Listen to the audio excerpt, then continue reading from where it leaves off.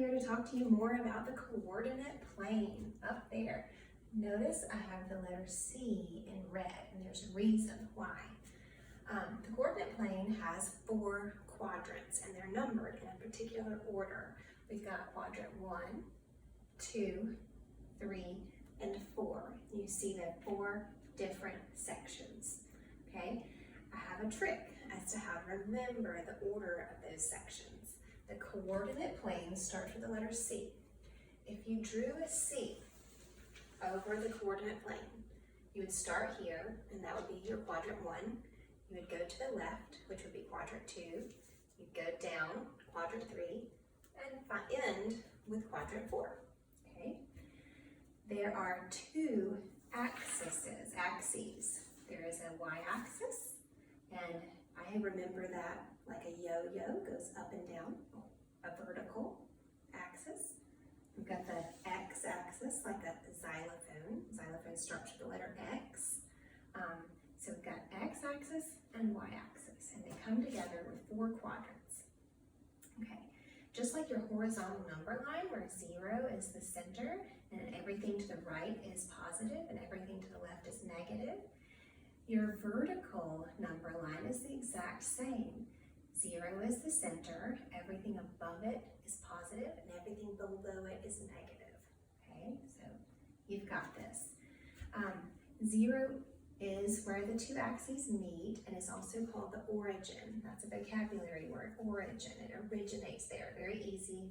The letter O looks like the number 0. Okay, so when you're plotting points, X always comes first. So you find the number on the X-axis in the ordered pair. This is called an ordered pair. And then you go up or down to find the location of the Y on the Y-axis. So if we wanted to plot 2, 3, we would find X2 and Y3. Okay, so notice those are both positive, X, Y.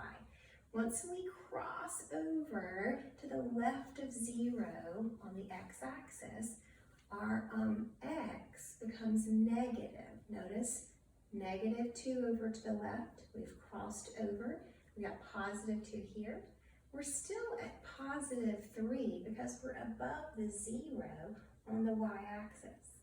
Once we go down here, we would have both be negative. The reason why is because we are to the left of 0 on the x-axis and below 0 on the y-axis.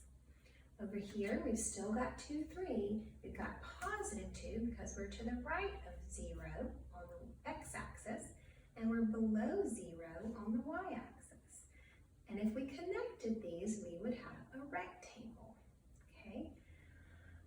Another thing that will come up is you can label the y-axis with a situation. For example, y could represent seconds and x could represent feet. That would give meaning to the coordinates 2, 3. Since 2 is in the x-axis, it would represent feet. So it'd be 2 feet in 3 seconds, okay? 2 feet in 3 seconds. The other ones wouldn't quite make sense because there's not really such thing as negative feet or negative seconds. So we would stick to this quadrant to represent distance and time. So I hope everything makes sense. Please reach out if you have any questions, and I will be happy to provide additional explanations. I hope you're well. I'm proud of you all, and I look forward to hearing from you this week.